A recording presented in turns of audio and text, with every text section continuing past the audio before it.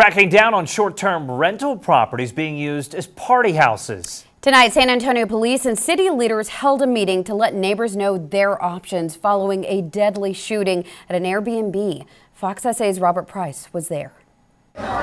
Standing room only at the Woods of Chavano Clubhouse, people here fed up with short-term rental properties popping up in their neighborhood. I want them out of here. They are within their rights to be seeing red. They're furious. A sentiment shared by Police Chief William McManus. If you're running it out for a party house, then shame on you because of what you're doing to the neighborhood. The chief, joined by City Code Enforcement and City Councilman Manny Pelaez, letting people know what steps they can take if they suspect a party house on their block. We are not going to tolerate party houses being used to terrorize our neighborhoods. Because look at the problem that we have had. A dead person in the driveway. It was last Wednesday around 3 in the morning that 24-year-old Jordan Burleson was shot to death outside an Airbnb house party at the Woods of Chavano.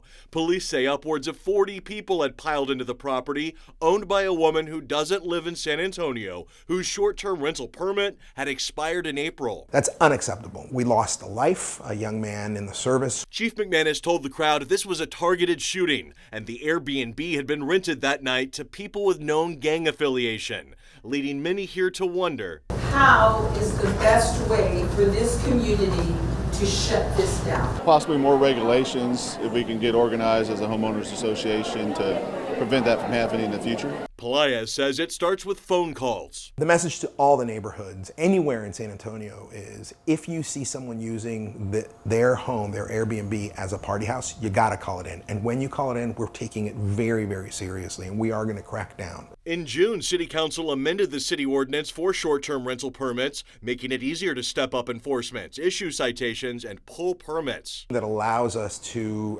ratchet the pressure and increase scrutiny on bad actors. We got our knives sharpened for those folks out there that would put our families and our neighbors at risk.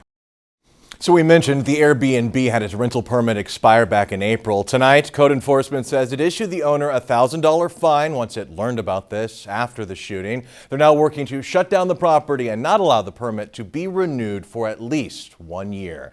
Robert Price, Fox SA.